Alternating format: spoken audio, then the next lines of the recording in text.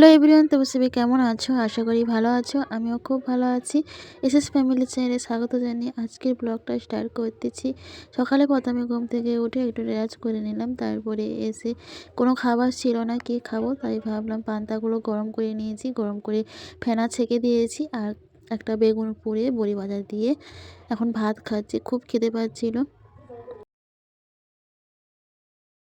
আজকের মন মেজাজটা ততটাও ভালো ছিল না, তার জন্য কোনো জলখাবার বানাতেও ইচ্ছে করছে না, যেটাই ছিল সেটাই খেয়ে নিলাম। আর খেতেও ইচ্ছে করে না মাঝে মধ্যে, তবুও না খেলেও তো নয়, তার জন্য বাধ্য খেতেও চলে এলাম। আর এদিকে দেখো সারাদিনের পরিশ্রমের পর না আর নিজের দিকে তাকানোই সময় হয় না।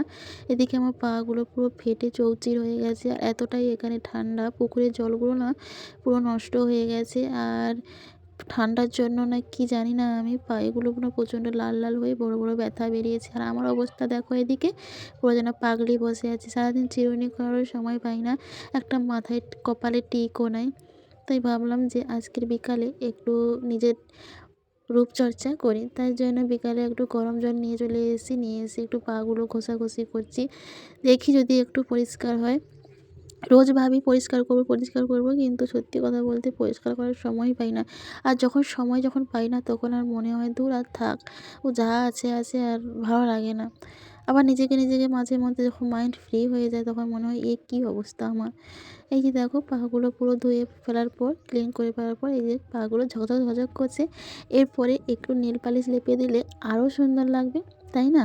পাগুলো সত্যিই খুব খারাপ হয়েছিল। আর এদিকে দেখো পুরো বিছানা এলোমেলো হয়ে পড়ে আছে। বিকেলে মেয়েকে খেতে দিয়েছিলাম বিছানাতে, ও দুধ মুড়ি পুরো ফেলে দিয়েছে, তার জন্য আবার আমি ওগুলো ধুয়ে নিলাম। আর এদিকে দেখো আমি মুখ টুক পুরো ধুয়ে চলে এসেছি। কেমন গ্লেজ দিচ্ছে বলো আমাকে। এবারে একটু চিরুনি করে পুরো নিজের রূপচর্চাটা চেঞ্জ করে ফেলবো। আর পায়ে আমি নেল পালিশ পরে নিয়েছি, পায়ে নেল পালিশ পরার পর এইরকমই হয়েছে। আর হ্যাঁ, আমি পায়ে না ডাক্তার দেখাতে গিয়েছিলাম, এরা বলেছে যে এটা ঠান্ডার জন্য নাকি হয়েছে, ঠান্ডা কমে গেলে নাকি ওটা ভালো হয়ে যাবে। ভগবান, ঠান্ডাটা কবে যাবে আমি সেটাই ভাবি মাঝে মধ্যে, জানো। পাগুলো এতই ব্যথা করে যে মানে চলতেও ইচ্ছে করে না, তাও না করলে নয়, তার মধ্যেই সব রকমের কাজ করছি আমি। আজ কয়েকদিন ধরে বড়বাবুর সাথেও কথা হয়নি, আর দুজনের মধ্যে ঝগড়া হয়ে আছে, তার জন্য ও আমাকে কোনো কাজেও হেল্প করবে না, আর আমি ওকে বলবো না যে কাজে হেল্প করে দেওয়ার জন্য। এই যে বিছনাগুলো এলোমেলো হয়ে পড়ে আছে, এগুলো ওকে তো বলবো না, আমি একাই করতে হবে। খুবই মনের মধ্যে একটা কষ্ট হবে, তাও কিছুই করার নেই। আমি ওর সাথে প্রথমে কথা বলবো না, ও কথা বলতে এলেই আমি কথা বলবো, তার আগে আমি কথা বলবো না। এই যে দেখো আমার ফাইনালি লুক কেমন লাগছে এবারে বলো আমাকে। একটা কপালে টিক ছিল না, তার জন্য আমাকে একবারে বাজে লাগছিল, পাগড়ি লাগছিল। এখন একবারে পুরো সুন্দর লাগছে, তাই না? আর এদিকে আমার বিছানা গোছানো প্রায় কমপ্লিট হয়ে গেছে। তো আজকে ব্লগটা এতটুকু, যদি ভালো লেগে থাকে প্লিজ চ্যানেলটা সাবস্ক্রাইব করে পাশে থেকো। টাটা।